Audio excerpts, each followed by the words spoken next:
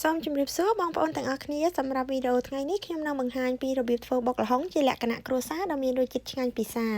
ដោយដែលបងប្អូនបានដឹងហើយថាបុកល្ហុងគឺជាអាហារសម្រន់មួយប្រភេទដែលជាទីពេញនិយមពីសំណាក់បងប្អូនប្រជាពលរដ្ឋខ្មែរយើងក៏ដូចជាថៃនិងឡាវផងដែរហើយចំពោះគ្រឿងផ្សំនិងរបៀបធ្វើទៀតសោតក៏មានលក្ខណៈខុសគ្នាបន្តិចបន្តួចទៅតាមតំបន់ភូមិស្រុកនិងការបរិភោគរបស់ក្រុមគ្រួសារនីមួយៗហើយក៏មានរសជាតិឆ្ងាញ់ម្យ៉ាងម្នាក់ដែរ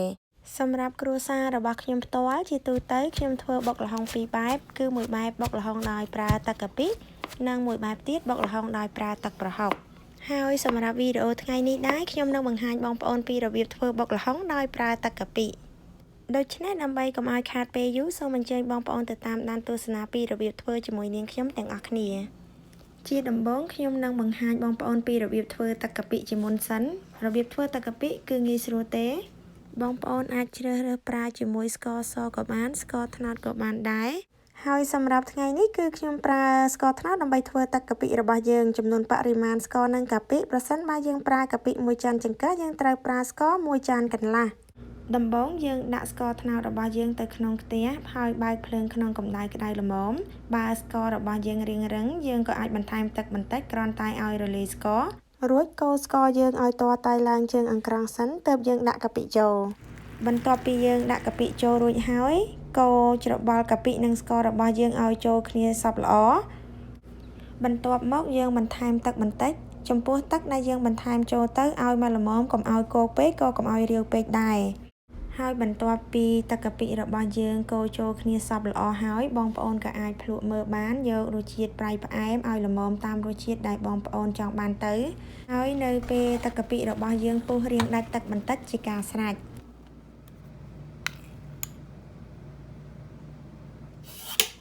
ឥឡូវយើងចាប់ផ្ដើមចិតល្ហុងរបស់យើងដោយប្រើកាំបិតមុខពីរដើម្បីចិតសម្បកល្ហុងរួចពុះល្ហុងយើងជាពីរបន្ទាប់មកយើងយកស្លាបព្រាគេយកក្របខាងក្នុងចេញឲ្យស្អាតរួចហើយយើងលាងសម្អាតល្ហុងរបស់យើងឲ្យបានស្អាតល្អទាល់តែអស់ជាតិជ័រល្ហុងបន្ទាប់មកយើងត្រាំល្ហុងរបស់យើងទៅក្នុងទឹកត្រជាក់ប្រហែលជា5នាទីទើបយើងចាប់ផ្ដើមឆូតល្ហុងរបស់យើងចំពោះរបៀបសាប់ល្ហុងយើងអាចធ្វើបានពីរប្រភេទបងប្អូនអាចប្រើប្រដាប់ឆូតល្ហុងឆូតជាសរសៃតូចៗស្ដើងៗវែងៗក៏បាន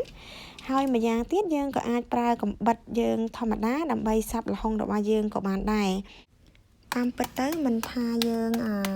ឆូតល្ហុងជាសរសៃតូចៗឬក៏សាប់ល្ហុងទេគឺវាមានរសជាតិឆ្ងាញ់ដូចតែគ្នាទេសំខាន់នៅលើយើងផ្សំគ្រឿងត្រូវប៉ុន្តែអ្វីដែលខុសគ្នានោះគឺនៅត្រង់ថាបើយើងសាប់ល្ហុងគឺយើងបានសរសៃល្ហុងធំជាងហើយពេលដែលយើងបរិភោគទំពាសរសៃល្ហុងទៅគឺវាមានលក្ខណៈស្រួយជាងតែប៉ុណ្ណោះអញ្ចឹងចំពោះបងប្អូនណាដែលគាត់ចូលចិត្តសរសៃល្ហុងស្រួយជាងគាត់អាចជ្រើសរើសវិធីធ្វើដោយសាប់ល្ហុងបានហើយសម្រាប់សរសៃល្ហុងដែលយើងសាប់នោះបងប្អូនលៃមើលកុំឲ្យតូចពេកហើយក៏កុំឲ្យធំពេកដែរកុំឲ្យស្ដើងពេកហើយក៏កុំឲ្យក្រាស់ពេកដែរអញ្ចឹងបងប្អូនអាចលៃឲ្យមកល្មមដែលបងប្អូនគិតថាសមរម្យទៅកាលណាដែលសរសៃល្ហុងយើងធំហើយក្រាស់ពេកក៏បុកល្ហុងរបស់យើងអត់ចូលជាតិគ្នាល្អដែរនេះគឺបងប្អូនអាចយកសរសៃចិត្តយកសរសៃប៉ុណ្្នឹងទៅប៉ុនខ្ញុំចិត្តហ្នឹងទៅបានហើយបន្ទាប់ពីយើងបានសាប់ល្ហុងយើងរួចរាល់អស់ហើយយើងបដូរទឹកថ្មីត្រាំល្ហុងយើងទៅក្នុងទឹកត្រជាក់ប្រមាណជា5នាទីទៀតធ្វើបែបនេះដើម្បីឲ្យល្ហុងយើងកាន់តែស្រួយល្អហើយអស់ជាតិជ័រហើយបន្ទាប់ពី5នាទីក្រោយមកយើងស្រង់ល្ហុងរបស់យើងដាក់ទៅក្នុងកញ្ច្រែងដើម្បីសម្រស់ឲ្យស្រស់ទឹកល្អទុកមួយអន្លើសិនឥឡូវយើងចាប់ផ្ដើមត្រៀមគ្រឿងផ្សំរបស់យើងដែលមានដូចជាក្រូចឆ្មាសណ្តែកដីម្ទេសខ្ទឹមសបង្គាក្រៀមទឹកកាពិហើយនិងក្តាមប្រៃត្រាំចាហើយចំពោះផ្នែកបន្លែមានដូចជាសណ្តែកគួរបងប្អូនអាចហាន់បញ្ឆិតស្ដើងអញ្ចឹងក៏បានឬក៏អាចកាត់ជាកង់ខ្លីៗក៏បានដែរចំពោះការ៉ុតគឺយើងដាក់យកពណ៌ដោយសារថាល្ហុងរបស់យើងអត់ឈូសជាសរសៃតូចទេគឺយើងសាប់ជាសរសៃរាងធំគួរសមដែរដូច្នេះហើយការ៉ុតនេះយើងក៏អត់ឈូសដែរយើងហាន់ជាសរសៃឆ្មាលតូចវិញដើម្បីដាក់បុកជាមួយនឹងល្ហុងរបស់យើងហើយចំពោះត្រសក់ស្ពៃក្តោបនិងការ៉ុតខ្លះទៀតគឺយើងអត់ដាក់បុកជាមួយនឹងល្ហុងទេគឺយើងទុកញ៉ាំក្រៅធ្វើជាបន្លែស្រស់ផ្ទាប់ជាមួយនឹងបុកល្ហុងរបស់យើងហ ហើយយើងក៏អាចយកបន្លែស្រស់ទាំងនេះសម្រាប់ធ្វើជាដង្កល់ជុំវិញចានរបស់យើងឲ្យមានសោភ័ណភាពស្រស់ស្អាតផងដែរយើងអាចរៀបធ្វើជាក្បាច់ផ្កាឬក៏រៀបធ្វើជាម៉ូដអ្វីផ្សេងទៀតក៏បានដែរតាមតែបងប្អូនគិតថាស្រស់ស្អាតធ្វើបែបនេះមិនត្រឹមតែធ្វើឲ្យម្ហូបរបស់យើងមានសោភ័ណភាពស្រស់ស្អាតប៉ុណ្ណោះទេបន្លែដែលយើងដាក់រៀបជុំវិញចានរបស់យើងនោះទៀតសោតក៏យើងអាចយកមកបរិភោគផ្ទាប់ជាមួយនឹងបុកល្ហុងរបស់យើងបានថែមទៀតផងហើយនេះគឺជាគ្រឿងផ្សំទាំងអស់ដែលយើងត្រូវយកមកប្រើដើម្បីបុកល្ហុងរបស់យើងហើយនេះគឺជាម្សៅម្ជូរអំពិលកញ្ចប់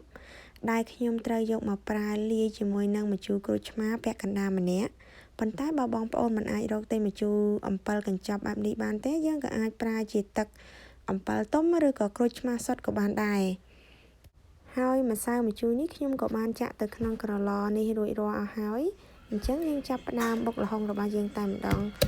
ដំបូងគឺយើងត្រូវបុកខ្ទឹមសនិងម្ទេសជាមួយគ្នាតែម្ដងបន្ទាប់ពីយើងបុកខ្ទឹមសនិងម្ទេសម៉ត់ហើយយើងបន្ថែមបង្គាក្រៀមចូលបុកជាមួយគ្នា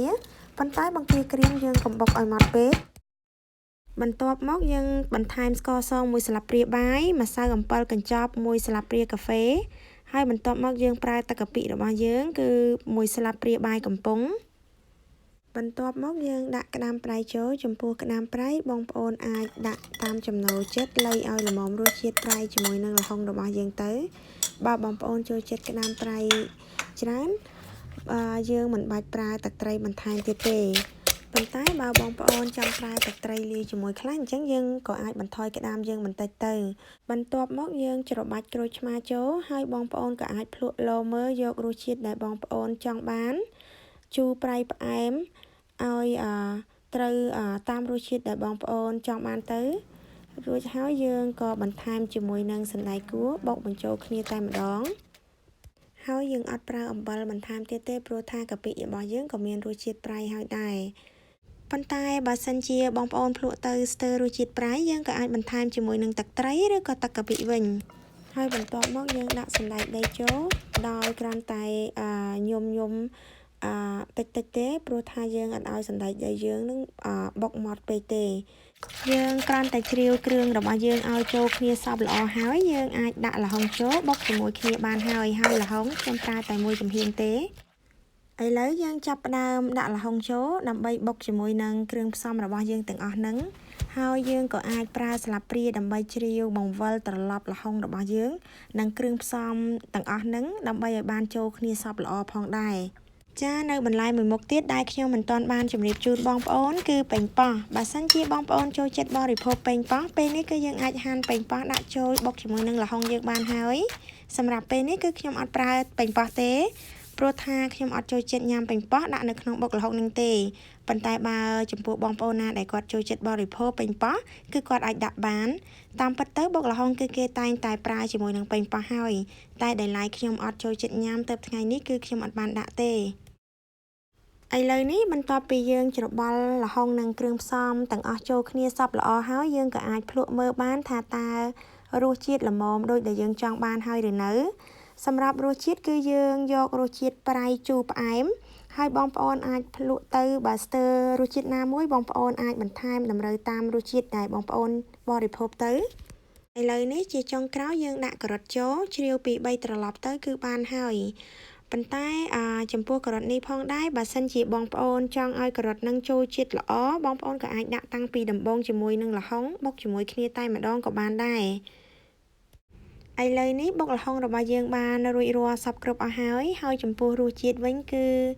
ប្រៃជូរផ្អែមល្មមឆ្ងាញ់តែម្ដងហើយបងប្អូនក៏អាចញ៉ាំបុកល្ហុងនេះជាមួយនឹងដូចជានំបញ្ចុកឬក៏សាច់មាន់អាំងសាច់គោអាំងចង្កាក់សាច់ប៉ាតេឬក៏ប្រហិតចៀនឬក៏ញ៉ាំជាមួយនឹងស្លាប់មាន់បំពងក៏ឆ្ងាញ់ដែរតាមតែបងប្អូនចូលចិត្តបរិភោគទេហើយជាចុងក្រោយខ្ញុំក៏សូមអរគុណដល់បងប្អូនទាំងអស់ដែលបានតាមដានទស្សនាវីដេអូរបស់នាងខ្ញុំតាំងពីដើមរហូតដល់ទីបញ្ចប់សង្ឃឹមថាបងប្អូននឹងចូលចិត្តមុខម្ហូបមួយនេះហើយបើសិនជាបងប្អូនមានសំណួរអ្វីទាក់ទងនឹងការធ្វើម្ហូបនេះសូមបងប្អូនខមមិនខាងក្រោមហើយសូមបងប្អូនកុំភ្លេចជួយចុច like share និង subscribe channel របស់នាងខ្ញុំម្នាក់មួយផងដើម្បីទទួលបានវីដេអូជាមួយនឹងមុខម្ហូបថ្មីៗជាបន្តទៀត ហើយខ្ញុំក៏សូមជូនពរដល់បងប្អូនទាំងអស់ឲ្យជួបប្រទះតែសេចក្តីសុខសុវត្ថិភាពសុភមង្គលនិងរកទទួលទានមានបាននៅក្នុងគ្រប់ក្រុមគ្រួសារទាំងអស់សន្យាវល់ជួបគ្នាជាថ្មីនៅក្នុងคลิปវីដេអូក្រោយៗទៀតសូមអរគុណសូមជម្រាបលា